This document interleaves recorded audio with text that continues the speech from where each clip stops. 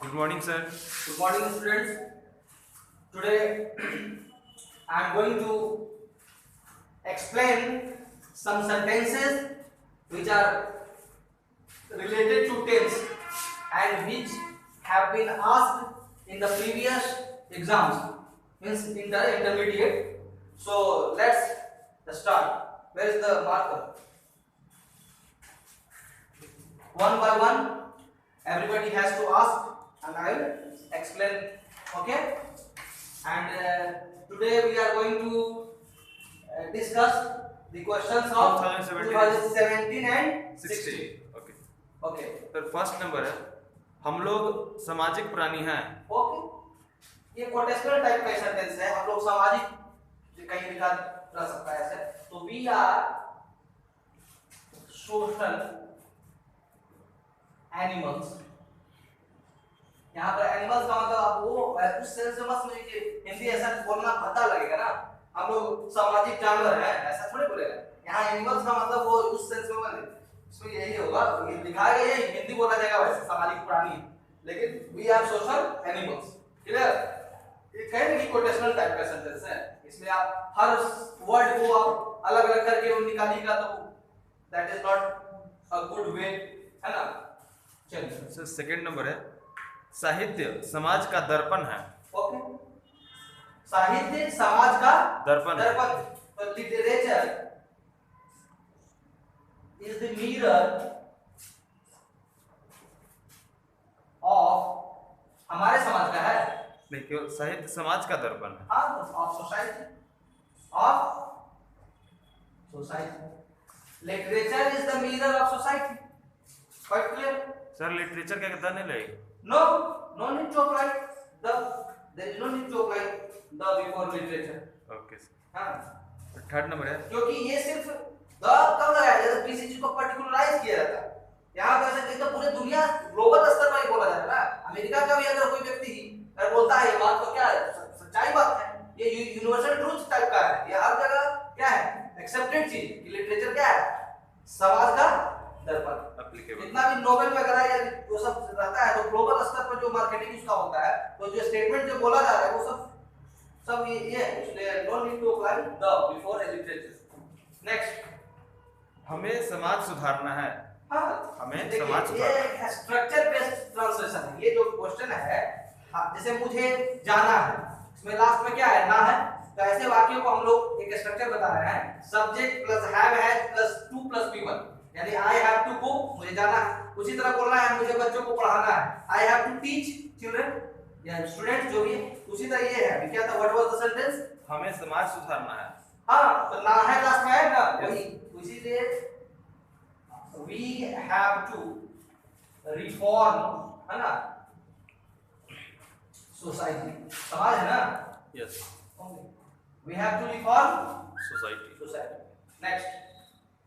Next, हमें यानी मुझे नहीं है, मुझे रहता तो आई बोल नहीं, हमें यानी हम लोगों को, क्योंकि समाज में एक समाज पे एक आदमी से नहीं बनता है, वहां पर सेंस है हमें यानी हम लोगों को, हम लोग कदम उठाएंगे तब समाज सुधरेगा, किसी एक आदमी के प्रयास से। इसलिए यहाँ पर आई लिखना नहीं, यहाँ बी परफेक्ट। नेक्स्ट, दयानंद महान सुधारक थे।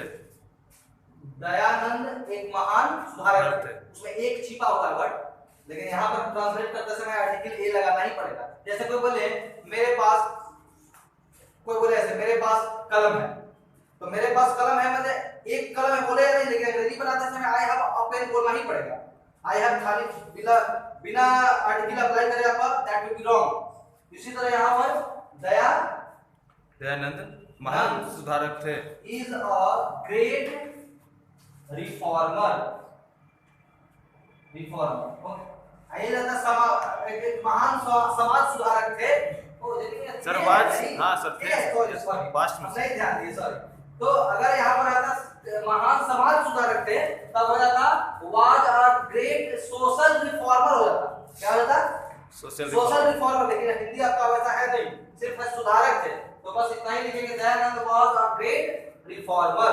लेकिन ज्यादा अच्छा लगता दयानंद, है ना, ये बोलने में ज्यादा अच्छा होगा, लेकिन आपका जो हिंदी है उसके अनुसार Dyanan was a great social है ना, रिफॉर्मर ये एक पूरा, लेकिन आपके हिंदी के अनुसार ये ऊपर वाला ही राइट। चलिए नेक्स्ट। हमें उन पर गर्व है।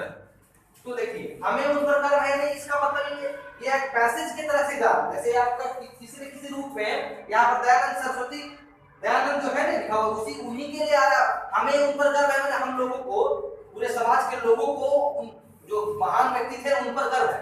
लेकिन एक अगर आता मुझे उन पर गर्व, मुझे, तब तो होता I am proud of him, लेकिन यहाँ तो हमें हम उन पर गर्व है, एक से, इसलिए वी ही होगा, क्या यूज होगा, वी। तो वी आर प्राउड। प्राउड के साथ एक फिक्स प्रीपोजिशन आता है ऑफ, कैसे होता है, बिलोंग के साथ टू, सेटिस्फाइड के साथ विद, फिक्स है।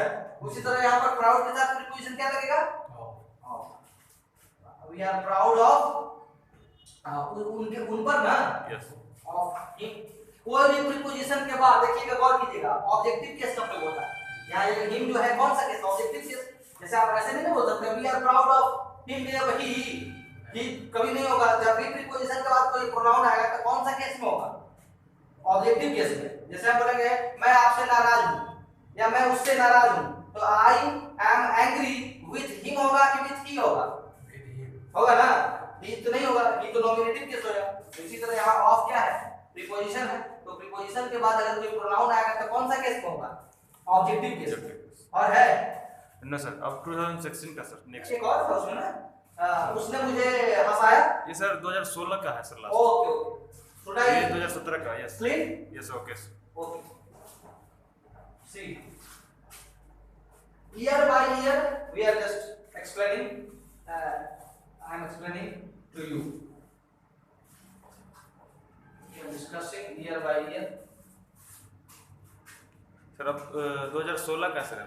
Okay, now I am going to explain to you the questions of 2016. Okay, let's see. First sir, वह कहाँ जा रहा है। Okay, it's very simple to translate. वह कहाँ जा रहा है, ये WH क्वेश्चन है। कहाँ का सबसे पहले where, और वह है ना, तो उसके लिए हेल्पिंग वाला is यहाँ लगाइएगा और उसके बाद ही सब्जेक्ट आएगा। तो where is he going? It's not going to be tough for anyone, and but there will be question mark at the end of the sentence because it is an interrogative sentence. Okay, next. वह मेरी अच्छी दोस्त है। वह मेरी अच्छी दोस्त है। यहाँ पर मेरी जो शब्द है उससे पता चल रहा है कि वो लड़की है। हिंदी आप गौर कीजिए, वह मेरी अच्छी दोस्त है, यानी कि दोस्त है वो मेल नहीं है, वो क्या है, फीमेल है। इसलिए आपको ही की जगह पर यहाँ पर क्या होगा, सी होगा। C is my good friend. Okay, she is my good friend.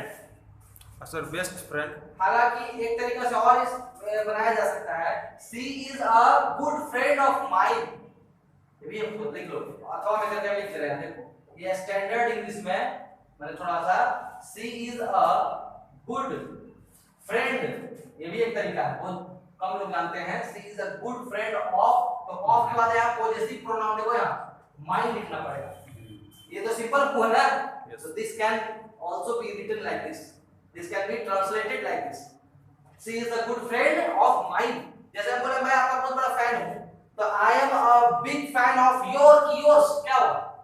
I am a big fan of yours. ये उसी तरह यहाँ पर बना है। चलिए नेक्स्ट। फ्रेंड चल सकता है नहीं, सबसे अच्छा मित्र होगा तो बेस्ट फ्रेंड चलेगा, लेकिन सिर्फ अच्छा कब आता है, जैसे गुड है ना, जैसे मेरा सबसे जिगरी दोस्त है, मेरा सबसे सुपरलेटिव नहीं निकाल उसको शब्द उसमें यूज करेगा तो करेंगे, he is my best friend है ना। सबसे अच्छा, अच्छा उसमें क्या लिखा है, सबसे अच्छा का जिक्र किया है, केवल वो है, सबसे, वो मेरा सबसे अच्छा दोस्त है, तब होगा he is my best friend. लेकिन वहां क्या हिंदी क्या था, केवल वह मेरी अच्छी दोस्त है, केवल अच्छी है। सबसे सुपरलेटिव डिग्री तब ना यूज कीजिए जब सबसे सर्वोपरि रहेगा, सर्वोपरि, वहां ऐसा बात नहीं है। चलिए आगे नेक्स्ट 3 नंबर है सर। हाँ, दौड़ना सेहत के लिए अच्छा है। इन्फिनिटिव और जेरेंट वाला कॉन्सेप्ट से बनेगा ये। तो दौड़ना यानी डायरेक्ट यूज कीजिए रनिंग, क्या होगा, running is good for health, for health.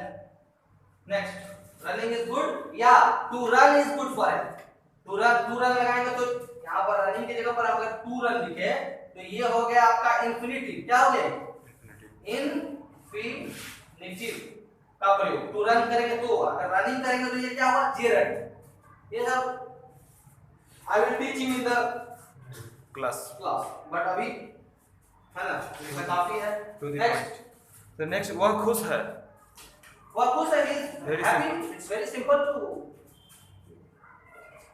he is happy. बहुत खुश है तो हम elated का यूज कर सकते हैं। elated माने बहुत खुश। अगर हम glad भी हो सकता है, लेकिन ज्यादातर glad का यूज इस तरह का वाक्य में होता है कि मैं आपसे मिलकर खुश हूं, I am glad to meet you। नहीं तो जनरली आप he is happy, और नहीं तो फिर वो क्या होता है, बहुत खुश रहता तो अत्यंत खुश या बहुत खुश, तो he is elated का यूज कर सकते थे। क्या यूज कर सकते थे? elated। लेकिन elated हम यहाँ यूज क्यों नहीं कर रहे हैं? क्योंकि उसमें बहुत खुश नहीं है, सिर्फ खुश है ना। Yes. तो he is happy, नहीं तो फिर he is elated करेंगे तो हिंदी में हो जाएगा वह बहुत खुश है, अत्यंत। क्लियर? और है एक सर और है, उसने मुझे हंसाया।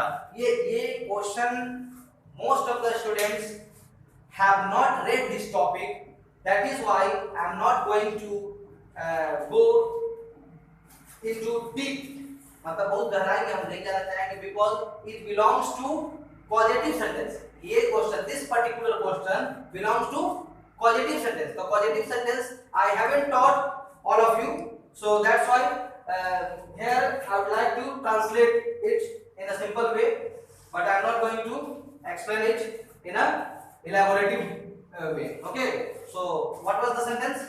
उसने मुझे हंसाया। He, here I am going to write, he made me laugh। यही होगा इसका, he made me laugh, यही होगा, he made me laugh। past one का ही वाक्य था, लेकिन ये it's not going to be an ordinary sentence, ये आपका इसको कहते हैं causative sentence। तो he made me laugh। जैसे मैंने अपना बाल कटवाया, I got my hair cut, I got my hair cut। उसने मुझे रुलाया, क्या होगा इसमें? इसी तरह बनेगा, he made me weep या he made me cry। Is it clear? तो पॉजिटिव सेंटेंस में तीन वर्ड का इस्तेमाल किया जाता है, get, make और have। get, make, have, but these things are not going to be। Sir थोड़ा साइड में स्क्रीनशॉट लेना चाहते हैं। Okay, screenshot. screenshot, do you want to take a screenshot?